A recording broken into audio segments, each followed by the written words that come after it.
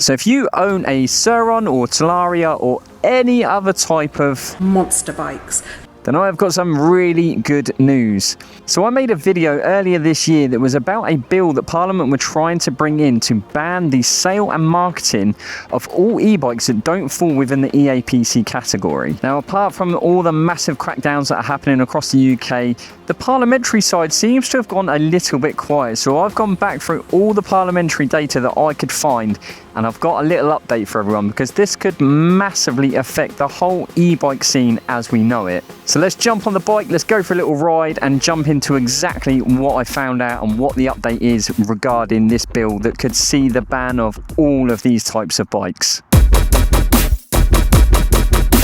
Now myself, as an e-bike or e-moto rider or a monster bike owner, whatever you want to call it, I've got to be completely honest, I was a little bit worried about what was about to unfold in Parliament, because if the government wanted to ban all the sales and marketing of all Surrons and Talarias and even pedal assisted bikes with anything bigger than a 250 watt motor, any conversion kit that can convert a bike to have more power than 250 watt or assist the rider over 15.5 mile an hour, that was all about to be gone. This would have been completely illegal. And not only would have it just been completely illegal, I don't even think you'd even be able to get your hands on it if you wanted to. So I have gone back through all the parliamentary data records that I could find surrounding this subject, and I can quite proudly and happily say that I've got really good news for us. That bill is not going to become law.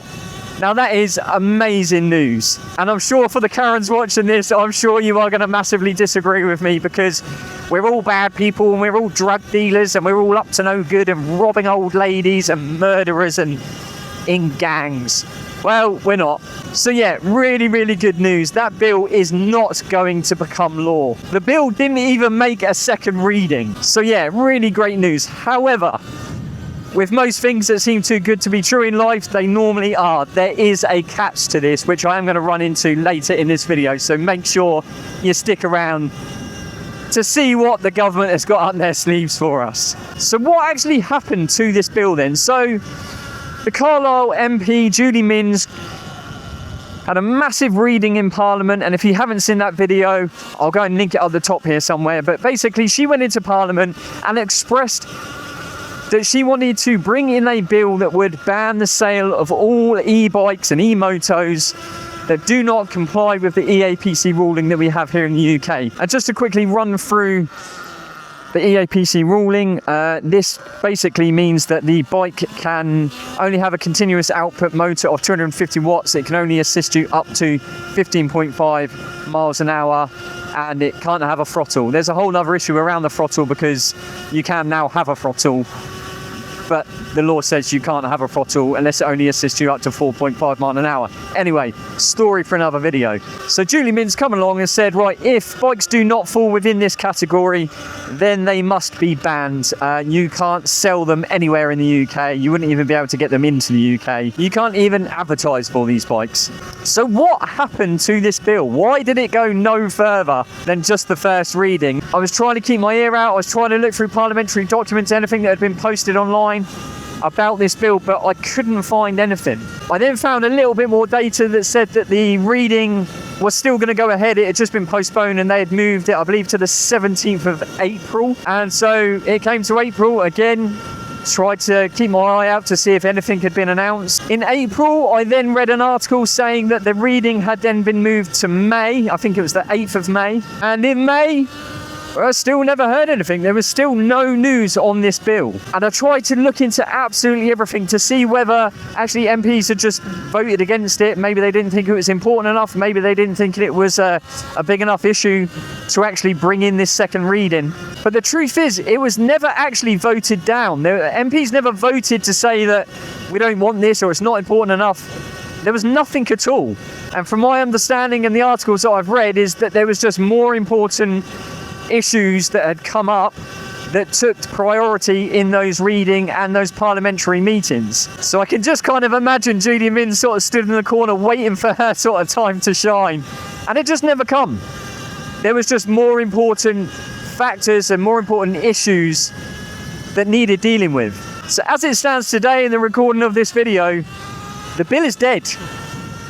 The bill is no more. We do not have to worry that the sale of these types of bikes is going to be a thing of the past, which is great news. There's a huge industry for these types of bikes, the monster e-bikes as she likes to call them. There's a massive industry in the UK for aftermarket conversion kits. There is a massive e-bike scene in the UK, so really good news for the community. Or is it? Because just because one thing hasn't gone ahead doesn't mean that they are trying in every other avenue to try and crack down on these things and put more rules and regulations in place. Subsequently, of what actually has happened as a result of this, and as you've probably seen on quite a few of my videos, as well as pretty much every social media post based around an e-bike, is the fact that the police and government are pushing harder and harder and harder to crack down on the illegal use of these bikes, around antisocial behaviour, around crime and things like that. And not actually all of those bad things, just people riding them, maybe using them for work, maybe using them for commuting. Police are just massively cracking down and making it harder and harder to own one and ride them. The other result of this bill being completely squashed is the fact that the government now have no intentions of changing the EAPC ruling. There was talk a couple of years ago that they were going to up the motor output from 250 watt up to 500 watt. They were also talking about bringing in use of the throttle and a few other little tweaks. That has all been now put to bed. What they've basically said and what Parliament have turned around and said about the bill that Julie Mintz presented was the fact that this whole EAPC ruling already has a set of rules that people just need to live by and abide by. We're not going to change anything. We're not going to change the EAPC ruling. We're just going to massively, heavily police to make sure that everybody abides by those rules. So it is a bit of a double-edged sword. Yes, it is great. We can still buy these bikes. However, they have massively and heavily clamped down on the use of the bikes. Now, one of the other things that this has brought on is a change in another law. And this hasn't just affected e-bikes or bikes or motorbikes. This has affected... Oh, no, please. This has actually affected anybody using any type of motor vehicle. And this law is all based around the Section 59. So a Section 59 is essentially a warning before they seize your motor vehicle. You can get this sort of warning for things like antisocial behaviour, driving without due care and attention, things like that. So this Section 59 was basically brought in as a pre-warning to say, look, here's your first strike. If this happens again, we will be seizing the vehicle from you. So not only have the police massively upped the task force on tackling the use of these bikes, they have now basically scrapped that Section 59, or actually altered the Section 59 to say that they can now seize that bike without the first warning.